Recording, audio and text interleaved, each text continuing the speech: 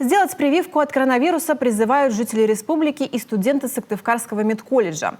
Будущие медики даже запустили интернет-флешмоб, суть которого – снять процесс вакцинации на видео, смонтировать ролик и выложить его в сеть. Не забудьте хэштег «Стоп-коронавирус». Все условия уже сегодня выполнил сам колледж имени Морозова. Александра Головина о том, почему это важно.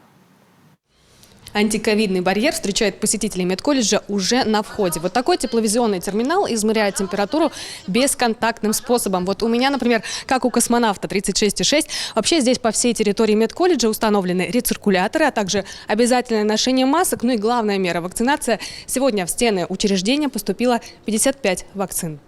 Партию в полсотни заказали специально для первого раза, что называется, то, что доктор прописал. Такое количество и результат даст, и больших очередей не создаст. Но прежде анкетирование и врачебный осмотр. Противопоказаний немного, но все-таки есть. Будущие медики их, конечно, знают на зубок. Для них эта процедура обязательная, но все-таки формальность. У студента третьего курса Николая Конюхова случай не совсем обычный. Первую дозу вакцины он получит уже сегодня, а следующую, она выпадает на середину июля, придется сделать уже на отдыхе в Краснодаре. Впрочем, проблем с этим, уверяют врачи, возникнуть не должно. Улетаю в отпуск 8 июля, и получается, чтобы не было лишних хлопот, проблем в аэропорту и, естественно, в другом городе, потому что я не знаю, какие там правила, я решил перестраховаться.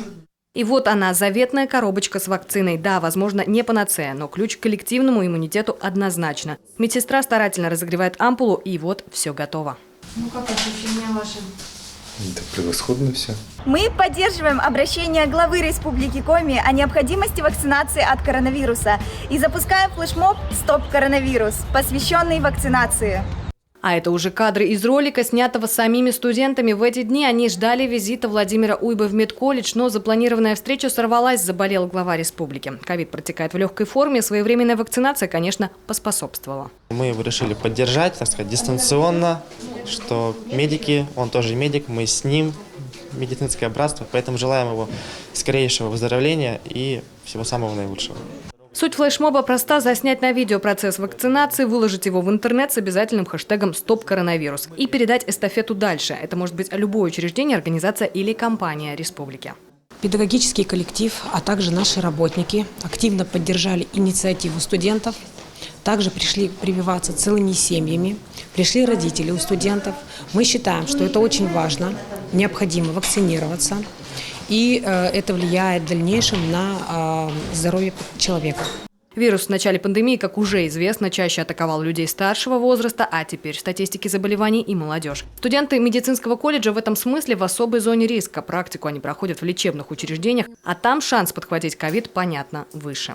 Всегда есть сомнения по поводу своего здоровья. Кто заботится о своем здоровье, переживает об осложнениях. То, что у нас предстоящая сессия, и я боялась, что она вакцина как-то отреагирует на мой организм не так, и, может быть, какие-то осложнения повлияют на мою сессию предстоящую. Но я все равно делаю прививку. У меня есть антитела, и понятное дело, что все равно нужно сохранять меры безопасности, потому что заболеть возможно, но я чувствую себя более защищенной с прививкой. Летнее время само по себе пора контактная, а впереди еще и приемная кампания. Важно сделать вакцину именно сейчас, пока еще есть время. Ведь привитый коллектив равно защищенный социум. В общем, аргументы говорят сами за себя. Эстафета передана Сыктывкарскому колледжу имени Ивана Куратова. Так что носим маски, соблюдаем дистанцию, прививаемся и, конечно, ждем новые видео. Александра Головина, Дмитрий Булаев, телеканал Юрган, Сыктывкар.